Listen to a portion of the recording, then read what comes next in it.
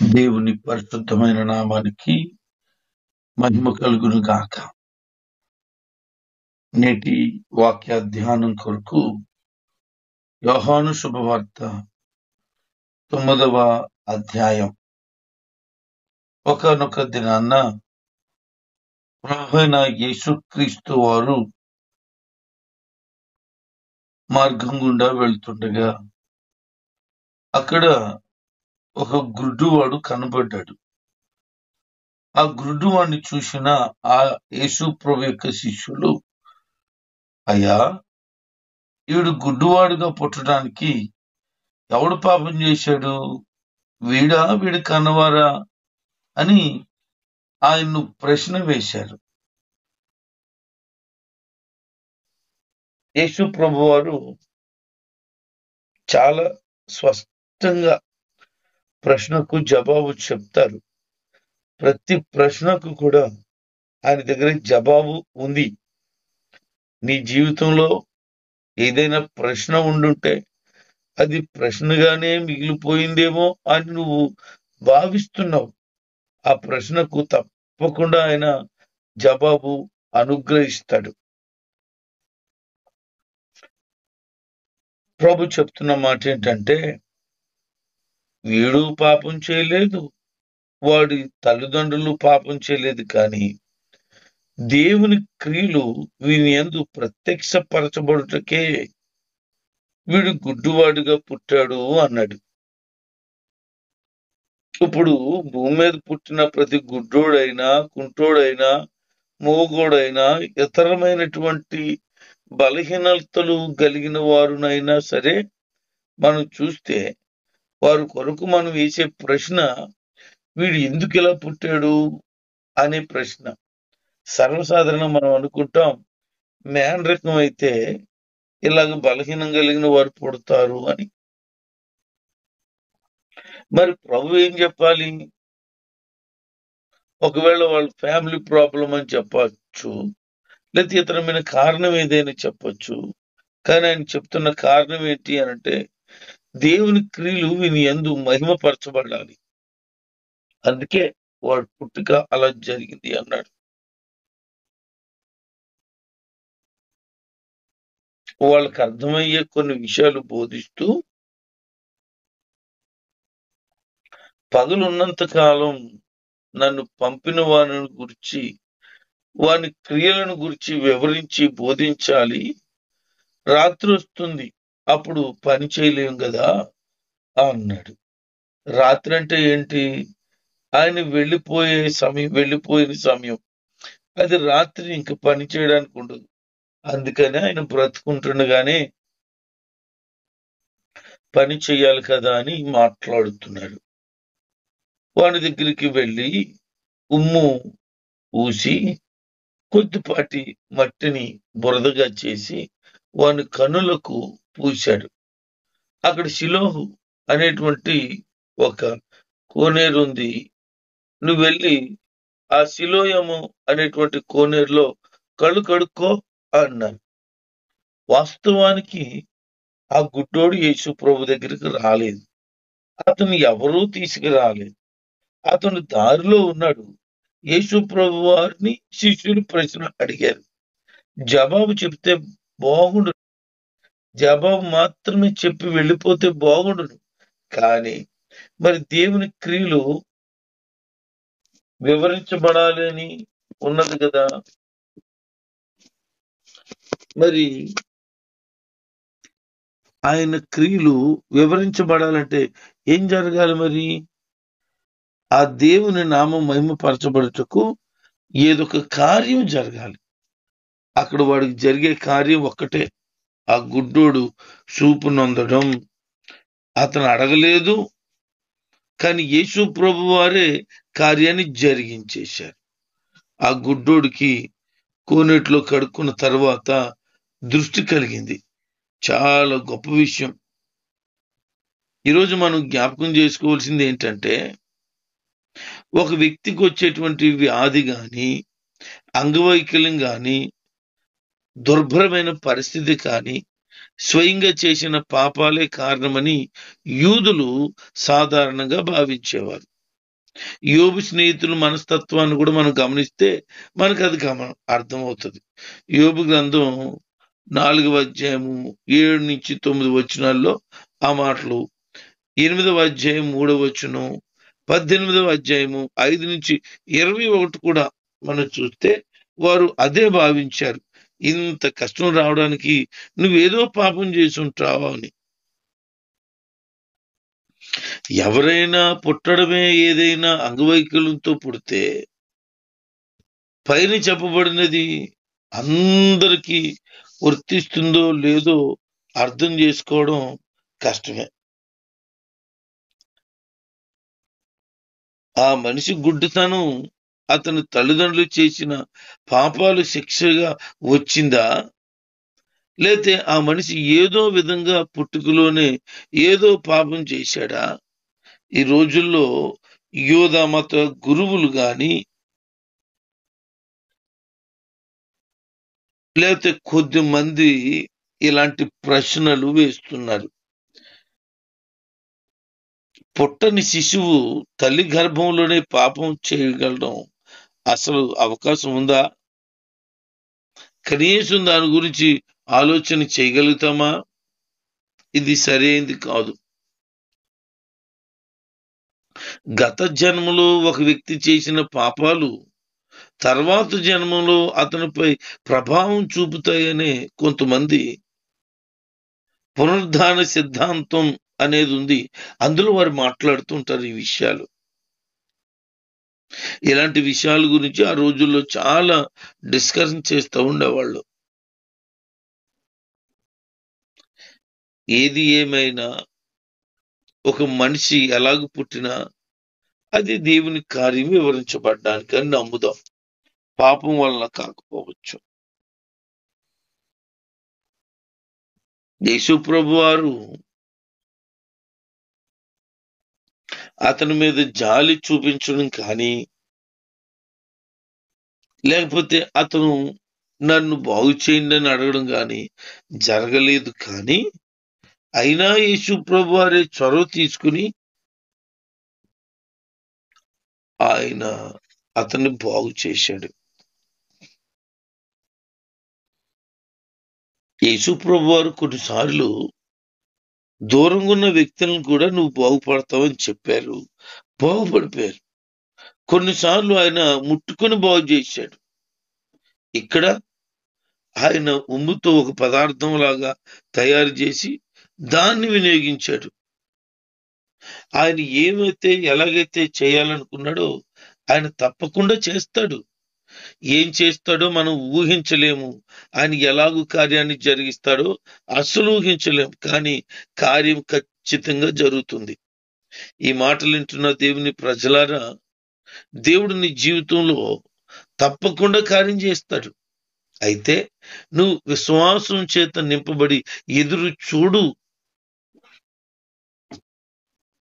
అందరి జీవితంలో ఒకే విధంగా కార్యం జరగదు, కానీ కార్యం మాత్రం గ్యారెంటీగా జరుగుతుంది. అదే ప్రభు యొక్క గొప్ప ఉద్దేశం. ఆడు చూపు పొందిన తర్వాత వాడిని చాలా మంది గమనించారు. వీడు భిక్షగాడు కదా, ఇంతకు ముందు వీడికి దృష్టి లోపం ఉంది కదా, కనిపించలేదు కదా, వీడు ఎలాగనా ఇప్పుడు చూస్తున్నాడు అని ప్రశ్నల మీద ప్రశ్నలు వచ్చేస్తున్నాయి. వాడిని కొంతమంది అడిగారు, అరే నాయన ఏమైంది నీకు,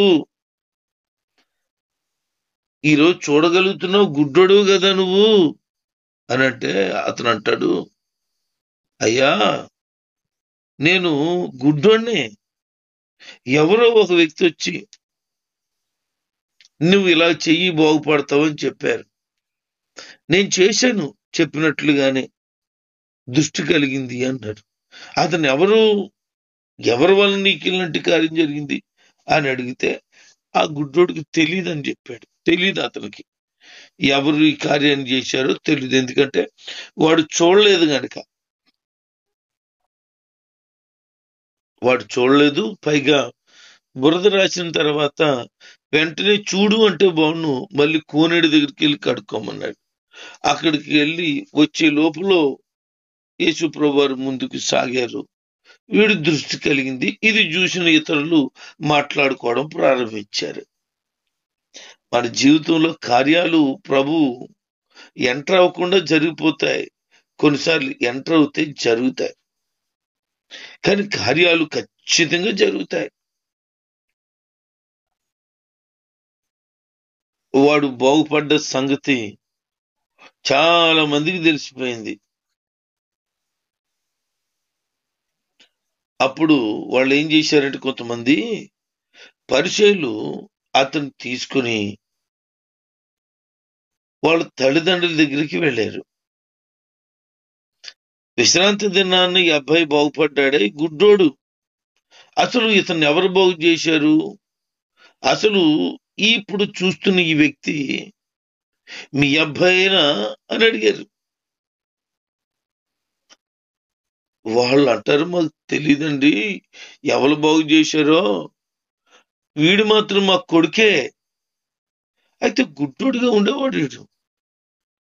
ఈ సడన్ గా నెల చూస్తున్నాడంటే మాకు చాలా ఆశ్చర్యం ఉంది అని వాళ్ళ ఆనందాన్ని వ్యక్తం చేస్తున్నారు. పరిచయులకేమో మెంటలెక్కిపోతుంది. ఏం జరుగుతుందా ఇక్కడ, ఏమేమి ఎవరెవరు జరిగిస్తున్నారా అనేది వాళ్ళకి అర్థం అవట్లేదు. యేసు ప్రభువే కార్యం చేశాడని తెలుసు, కానీ విశ్రాంతి దినాన్ని చేశాడు గనక ఆయన ఏదేలాగా చిక్కిపెట్టాలని వాళ్ళ వంతు వాళ్ళ ప్రయత్నాలు చేస్తూనే ఉన్నారు. అమ్మ తిన్నీదు, అడుక్కు పెట్టదు, తిన్నీదు అని. అమ్మెట్టాలి, లేకపోతే అడుక్కున్నా తినడానికి అవకాశం ఇవ్వాలి. అది చేయదు, ఇది చేయదు. వీళ్ళు కార్యాలు జరిగించలేరు. ఎవరైనా కార్యాలు చేస్తే చూసి ఊరుకోలేరు. అదేం పనికి మన స్వభావం. అంతే, వాళ్ళు ధర్మశాస్త్రం బాగా తెలుసు అనే గర్వ హృదయంతో ఉండేవాళ్ళు. వాళ్ళు సత్యాన్ని గ్రహించేవాళ్ళు కాదు, వాక్యానుసారంగా బ్రతకడం కాదు, అక్షరార్థకంగా బ్రతికేవాళ్ళు. ఈరోజు చాలా మంది తయారైపోయారు. చాలా మంది అలాగే బ్రతుకుతున్నారు. మాకు వాక్యం తెలుసు అనుకుంటున్నారు, మేము కూడా అవకాశం ఇస్తే బోధించగలం అనుకుంటారు. వాళ్ళకంటే మేము ఏం తక్కువ అనుకుంటారు. వాళ్ళకంటే నువ్వు ఎక్కువే ఉండొచ్చు, ఎక్కువే ధనం సంపాదించవచ్చు, ఎక్కువే పేరు ప్రఖ్యాతులు ఉండొచ్చు, ఎక్కువే నువ్వు బతకొచ్చు. కానీ దేవుని దృష్టిలో మాత్రం లేకపోతే నీకు ఎంత టాలెంట్ ఉన్నా వేస్ట్. అంతే.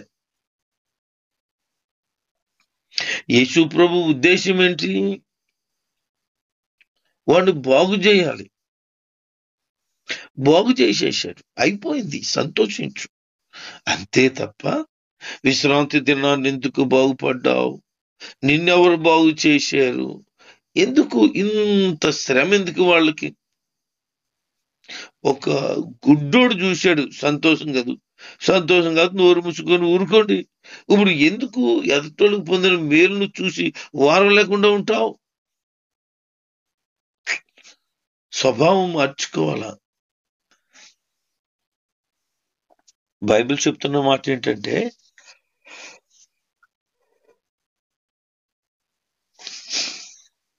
ఎదటి వాని యొక్క మేలును చూసి వారవలేని వానితో సహవాసము చెయ్యొద్దు అన్నాడు. ఎదుటోళ్ళకి మేలు కలిగితే ఆ మేలు చూసి నువ్వు ఎందుకు ఓర్చుకోలేకపోతున్నావు? ఎదుటోళ్ళని చూస్తే ఎందుకు చచ్చిపోతున్నావు? నువ్వు ఎందుకు ఆరాటపడిపోయి గింజిపోతున్నావు?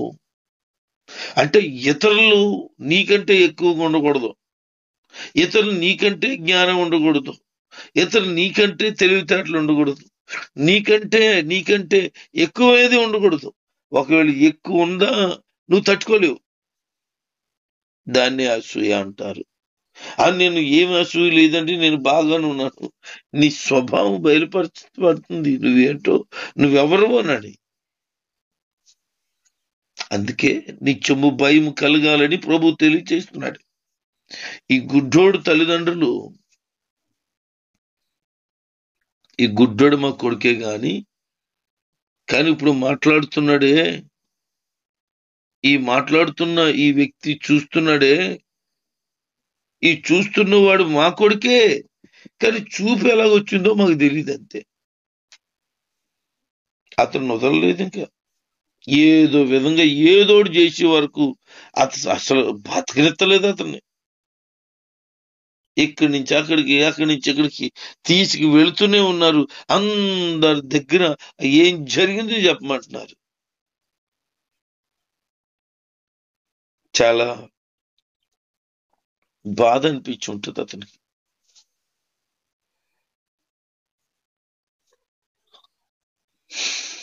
నేనేమో దృష్టి పొందాను, నేనేమో చాలా సంతోషిస్తున్నాను, నా బ్రతుకంతా గుడ్డివానిగానే ఉండిపోతుందేమోనని. ఆ దేవుని కనికరం వలన నాకు ఇంతటి క్షేమం కలిగితే వీళ్ళెవర్రా బాబు నన్ను చంపేస్తున్నారు అనుకొని ఉంటాడు. వాళ్ళు ఇంకా అతని గురించి మీటింగ్ల మీద మీటింగ్లు పెడుతూ ఎప్పటికప్పుడే సమావేశాలు పెడుతూ మాట్లాడుతూనే ఉన్నారు. మొత్తానికి వారు కొన్ని కఠినమైన నిర్ణయాలు కూడా తీసుకున్నారు. ఆ కఠినమైన నిర్ణయం ఏంటంటే, వాణ్ణి వెలివేసేయాలి, మన జాతి నుంచి, మన ప్రజల నుంచి, మన ప్రాంతం నుంచి వెలివేసేయాలి అని నిర్ణయించుకున్నారు. ఈరోజు దేవుని పనిని ఆటంకపరుస్తున్నారే కొంతమంది. ఇక్కడ మా ఊర్లో ప్రార్థన ఎట్టొద్దు, మా వీధులకు రావద్దు, ఆ పత్రిక మాకు వద్దు, ఆ మాటలు మాకు వద్దు అని అంటున్నారే. అసలు ఎందుకు అంటున్నారు? దానివల్ల నష్టం ఏంటి? వాళ్ళు అనుభవిస్తున్న బాధ, క్షోభ, మానసికమైన పోయే రోగం ఏదైనా ఉందా? ఈ వ్యతిరేకించాలని వ్యతిరేకిస్తున్నారు తప్ప సరైన కారణం తెలియదు వాళ్ళకి. వాళ్ళు అంటారు మతాన్ని మార్చేస్తున్నారు, మా వాళ్ళందరూ లాగేసుకుంటున్నారు అని. ఎవడ మాట వింటాడు అసలు? వాళ్ళు ఏమన్నా చిన్నపిల్లడా నేను యేసుప్రభుని నమ్ముకుంటాను అని చెప్పడానికి? వాళ్ళు చెప్పగలిగిన సత్యం ఉంటే ఖచ్చితంగా మేలు పొందితే చెప్తారు. దాన్ని ఎవడు ఆపలేడు. ఇంకా మేలు పొందిన తర్వాత కూడా చెప్పొద్దంటే ఎలా ఉండగలుగుతాం?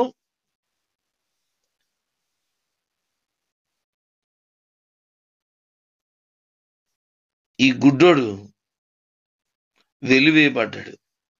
చాలా విచారం అండి. యేసుప్రభు వారు తన శిష్యులకు ఎప్పుడు కూడా ఏవో కొన్ని విషయాలు చెప్పాలని, ఆయన భూమి మీద ఉండేది తక్కువ సమయమేనని, అని ఏదొక విషయాన్ని వారికి బయలుపరుస్తూ ఉంటారు.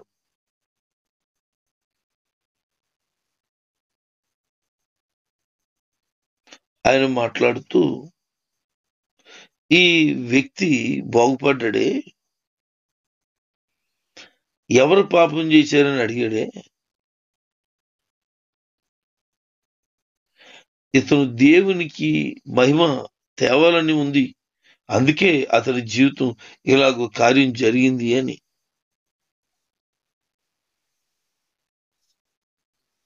వాడు గుడ్డోడుగా పుట్టాడే, ఇప్పుడు చూస్తున్నాడు అంటున్నప్పుడు వారు అంటారు, నీవు కన్నులు తెరవబడ్డం చూసావు కదా, నీకు అంధకారం తొలగిపోయింది కదా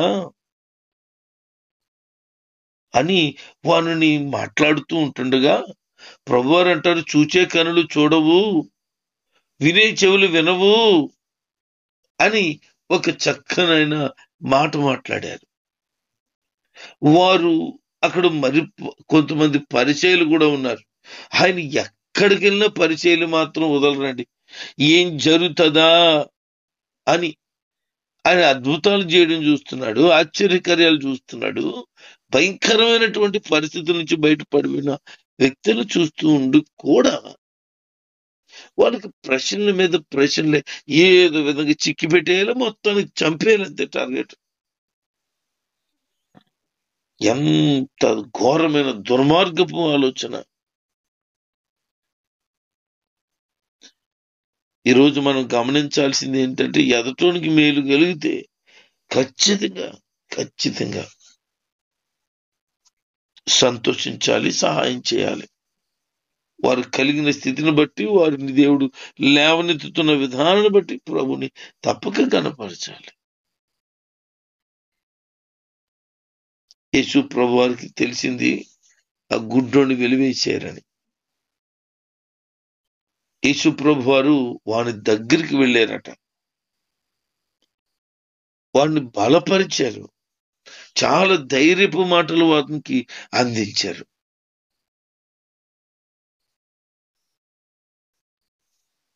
వాడిని అడుగుతున్నారు, నాయనా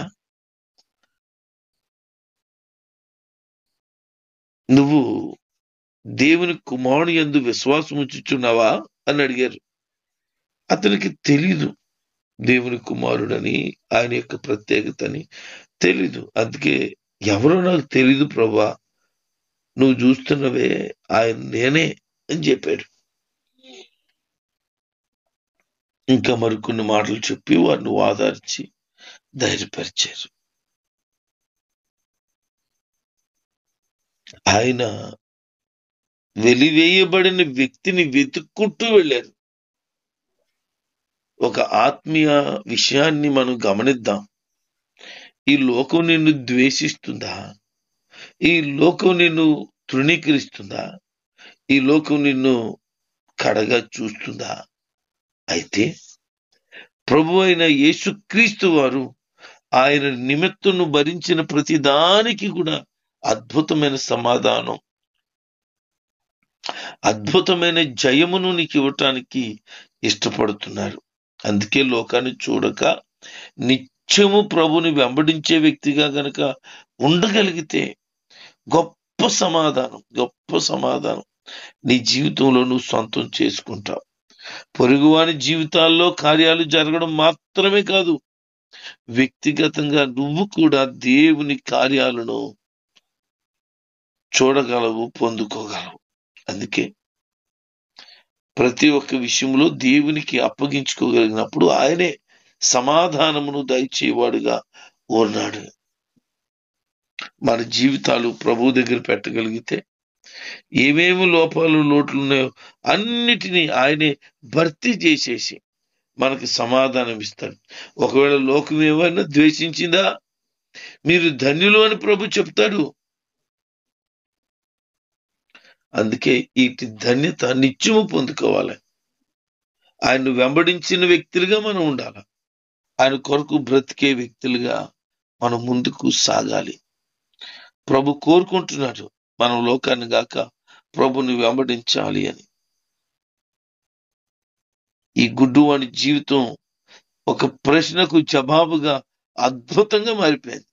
ఈరోజు నీ జీవితంలో ఏ ఏ ప్రశ్నలు ఉన్నాయో, ఏ ఏ లోటులు ఉన్నాయో, క్రీస్తు యేసు మహిమలో మీ ప్రతి అక్కర తీర్చబడును గాక. దేవుడి కొద్ది మాటలు మన వెనుకట్లో దీవించి, విశ్వాసంలో బలపరిచి, ఆయన కొరకు ఘనమైన పాత్రలుగా నిలబెట్టి నడిపించి వాడుకొనును గాక. ఆమేన్.